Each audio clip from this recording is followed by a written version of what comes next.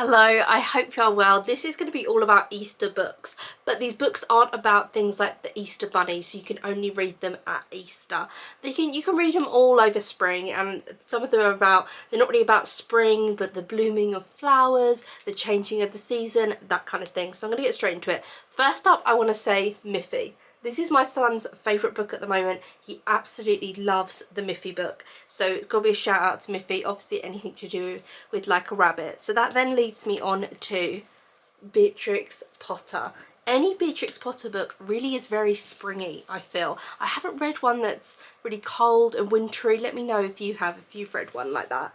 But any of the Beatrix Potter books at all, they have like vegetables because the rabbits are trying to get the vegetables, and so the change of season, and you can talk to your children about that. Oh my god, my favourite picture. Just there.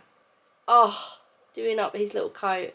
I just love it. I would say read the books yourself first because they can be a little bit extreme. Like in Squirrel Nutkin, which is my favourite one, Squirrel Nutkin gets his tail ripped off, and it's kind of like, and then he was never naughty again. So maybe some kids just would be too sensitive for that kind of thing. So they're really short, just read them yourself to make sure. And then in another one there's a pig and they keep calling the pig bacon. Like, oh my god. So, oh, look at that. So gorgeous. I've actually ordered this and you can get it in a big picture book. So, but I love the little books as well. Absolutely adore them. My favourite is Squirrel Nutkin. So good. I don't know how good that is for a kid. I don't know if kids would really like that. It's about this squirrel is misbehaving, annoying everyone, called Nutkin. They go over to Owl Island, which is an island where all the owls live, and he just keeps being annoying, causing trouble, and then he annoys this owl, and this owl tries to murder him, has him by the throat, and then Squirrel Nutkin manages to run away, but the owl rips his tail off as he leaves. He gets hold of the tail, and then it's like, he learned his lesson. He didn't misbehave again, but obviously it's quite an extreme way to learn a lesson. But I do love any kind of Beatrix Potter books. I then have Flower Fairies books. So by Cecily Mary Barker. This is Flower Fairies of the Summer. I do have the spring one, but I can't find it, and they are like this. They are so gorgeous, and it's a different fairy for each plant, and then it will have like a little writing to it. So this one is the song of the Buttercup Fairy, and then it'll be a little writing about the Buttercup Fairy. And I think this would be so cute with the spring book to go out to the park and be like, oh, can we find the daffodils? Can we find the buttercups? Can we find the daisies? And use this book almost as like finding the different, so like the nightshade. Oh, that's a bit that's a bit obscure, I'll be honest. The nightshade. Let's go and find some nightshade. I'm meaning more the white clover. There we go, those kind of things. Can we find any of them in the grass that are in your book? I think that'd be so cute. I love the Flower Fairy book series. Everything I absolutely adore. There's one for each season, and then there's other ones like Flower Fairies of the Wayside and everything. Gorgeous. And the spring one, it is Easter because it's about spring, the changing season. I then have Brambly Hedge, of course, the spring book. In Brambly Hedge, Jill Barklam, who wrote and illustrated them, did one for each season, but then there's loads of other stories as well. So there's like the sea story and different ones, but the spring one is absolutely gorgeous, stunning. The detail in her work, everything. Oh, I mean, look, just really gorgeous. So the spring story I thought I would mention. I then have Shelly Hughes, and again I couldn't find my spring book, but Shelly Hughes did picture books for each changing season. My favourite one is this one, the autumn one, because I love autumn. But it was a continuous poem that she did, and then loads of different pictures about that season. So this is obviously autumn. It's all about things you can do at autumn, and then they go to the park and look at the people in the park and everything. But she did do a spring one, and the spring one's really good. Then I just thought I would mention another Shelly Hughes, Alfie Outdoors. A lot of this, the Alfie stories, he's camping, he's going to the park, and it's a lot of like summery bits I realised when I went through this book. So like Alfie goes camping, so he goes camping in his own back garden. So kind of that kind of spring vibe I thought was really lovely. Oh, just love it. Look, they're like selling little bits. gorgeous. And again, with the Alfie books, you can read them all year round. You don't have to read them just for Easter. Things to do with like the Easter Bunny. I've ordered a Paddington Easter Hunt book, a picture book to read to my son, and then the Beatrix Potter Peter Rabbit, but in a bigger version, picture book version. But I don't have any other kind of Easter Bunny books, so tell me if you have any good ones that are about the Easter Bunny. That would be really cute. Any about the theme of Easter. But these ones I feel you can, these are summer as well, all year round, you can read them. I then have this is Times to Light, but there are loads of books like this, Poems for All Seasons. This one is by Raymond Wilson. I got it in a charity shop, so I'm sure it's got like a different cover on it now if you wanted to get the newer edition. But they have a whole section on Easter and poems just dedicated to Easter. So any kind of all year round poem books I think would be so nice when my son's older, to be like, oh, it's because this has Halloween in it as well, so you could be like, oh, it's Halloween, do you want to like see if there's a little like poem in here about Halloween? Because some of the poems are a bit more like stories, they're quite big. So you can see this one's called Summer Images, so they're quite like big, and I just think that's really cute. I want to get other stuff like Halloween, there, one that's just called Halloween.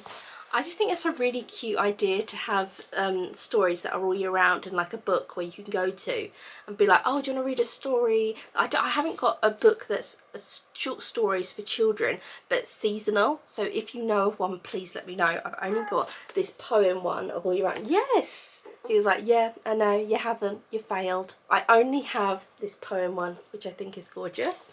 And then I thought I would talk about a book that really always makes me think of spring, and it is The Secret Garden by Frances Hodgson Burnett. And if you've got an older kid, this would be a perfect book to read a little bit to them before they go to bed at night. I just think this is such a gorgeous book. It's about a girl who, her parents die, she gets sent to live with her uncle. Her uncle's a recluse.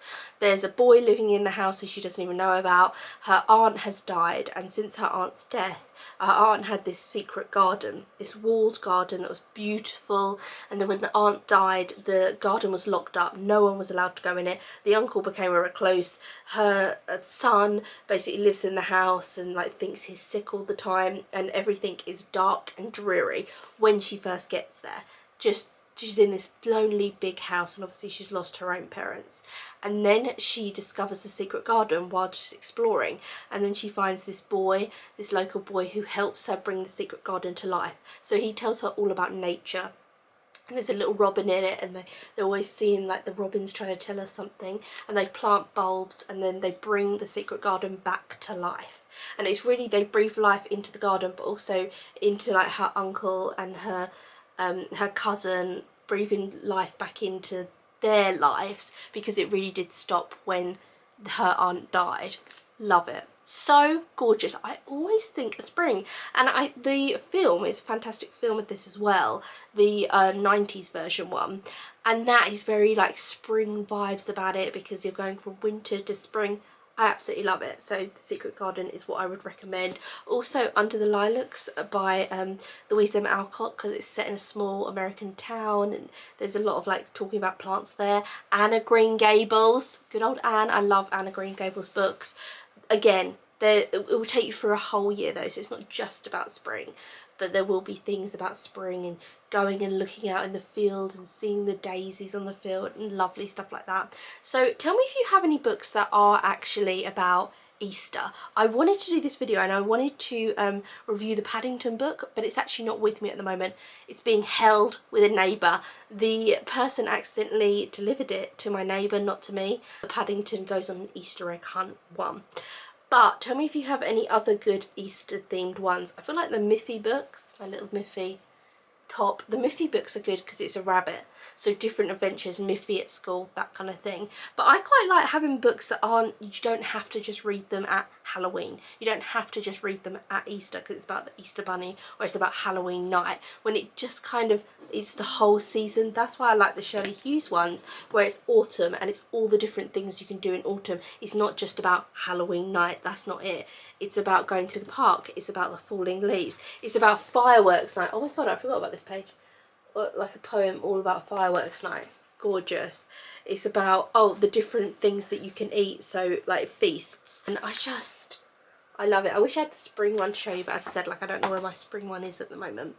But I like that about, I like the idea of putting in his Easter basket books that aren't just about the Easter Bunny. That you can have one like the Paddington one about the egg hunt, but also have other ones that are just about spring in general. I really like that idea as well.